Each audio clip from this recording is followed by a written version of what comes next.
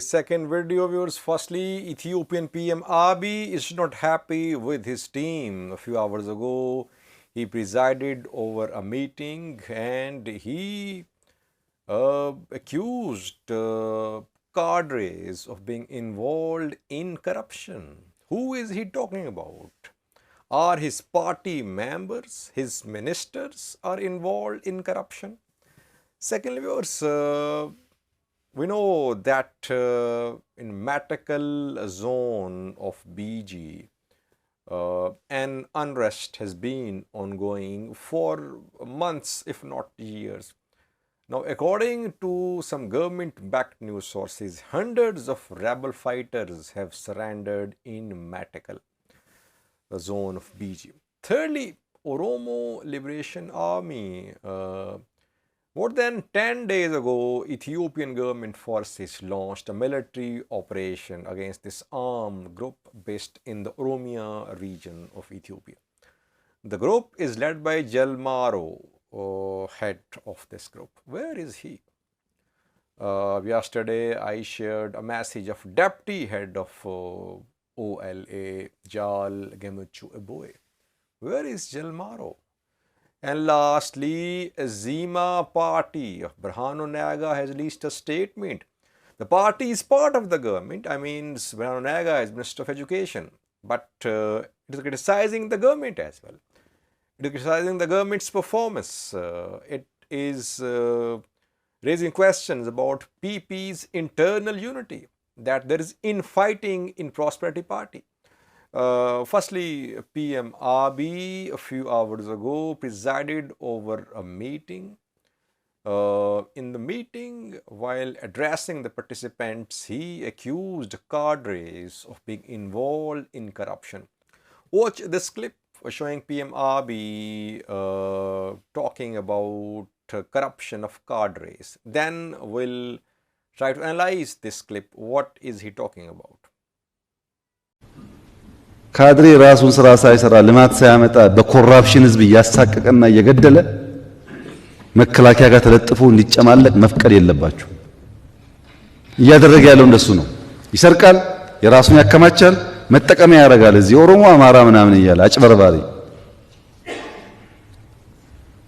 እናንተ ክብራችሁ መጠበቅ አለባችሁ። ወታደር መሆን አለባችሁ። ባያድላችሁ ነው እንጂ የትኛውም ካድሬ እናንተ ሩባ አያክልም። ብዙ ይነግራችኋለሁ፣ አያክልም። በጭንቁ ጊዜ እኮ እናንተ ናችሁ። ህዝቡን ያወያያችሁት እናንተ ናችሁ። የተዋጋችሁ እናንተ ናችሁ። በቦቴ ውሃ ያጠጣችሁ እናንተ ናችሁ፣ ካድሬ አይደለም። ግን they want to manipulate ጥሎ እየሸሸ በውጊያ ጊዜ በሰላሙ ጊዜ ደግሞ ይገመግማል። ይሄ አንዱ በሽታ ነው። The clip was without English subtitles, but what he said was that he was talking about corruption by cadres. Who are cadres? He says that they are involved in looting money. They are thieves. He is calling them thieves. Who are cadres? Is he talking about Prosperity Party officials? Is he talking about government officials? Is he talking about his ministers?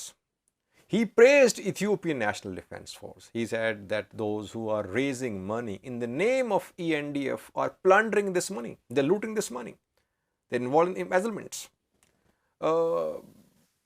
He is not happy with his party officials, with obviously government officials too, party officials. Some of them are leading government departments too. We have heard about some financial scandals. Amhara Prosperity Party was hit by such a scandal when Saga Arage accused Amhara PP party leaders of being involved in embezzlements. Oromia government officials, they have also been accused of being involved in corruption.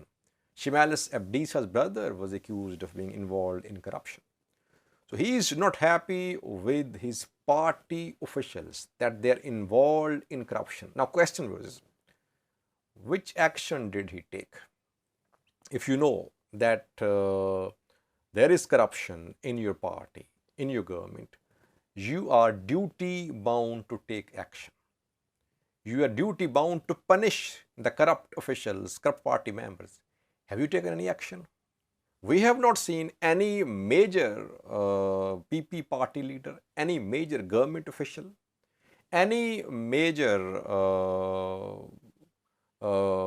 minister, any prominent minister arrested for corruption. So if you know that large scale embezzlement corruption is underway, you are responsible for this corruption. So Ethiopian PM is responsible for this corruption if he is covering this corruption. If he is involved in cover up of the corruption, obviously he is to be blamed as well. So that is why instead of raising questions, the PM should take action. He should take action against corrupt people who are part of the government.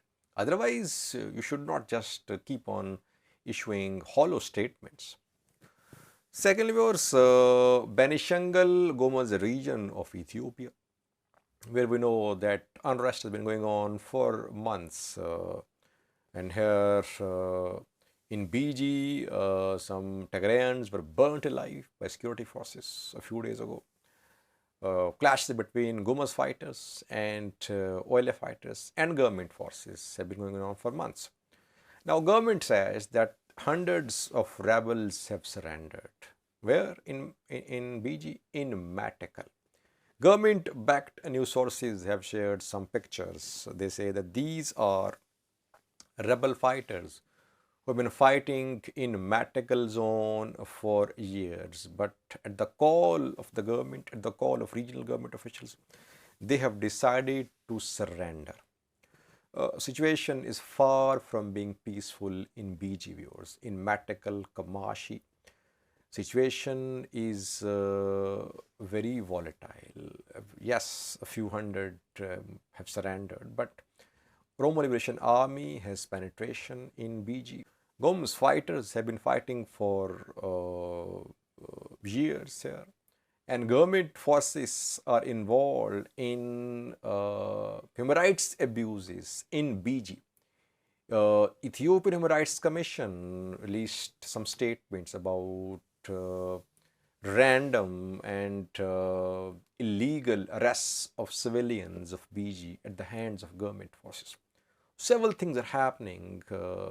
This is the first time that we are seeing, within the past few months, first time that we are seeing that hundreds of rebel fighters have surrendered in BG. Will it have any impact on the overall law and order situation? That remains to be seen. Thirdly, viewers, Oromo Liberation Army, where is Jal Maro, head of this armed group? Around 2 weeks ago, Ethiopian government forces, federal and regional forces, Sidama, SNNPR, Somali, Afar regional forces, Oromia Special Force, Oromia Regional Force, Ethiopian Federal Police, Ethiopian National Defense Force launched a major military offensive against Oromo Liberation Army. Fighting is being reported across Oromia, in several parts of Oromia. And yesterday, we shared a video message from Jal Maro, who is deputy head of this organization.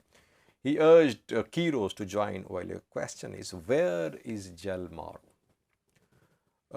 Rumors are going around about his death. Unconfirmed rumors. We know that Jal Maro was pronounced dead several times in the past, even sometimes by the government officials as well. But he was alive. We saw his interviews. He appeared on Al Jazeera as well a few months ago.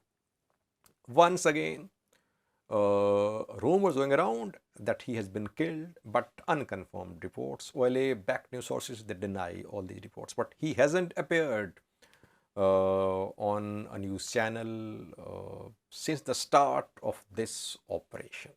So people are waiting for his appearance. Where is he? If he is there, he should lead from the front. Yesterday's message regarding Oromo Martyrs Day, it should have come from Jal Maro, not from deputy.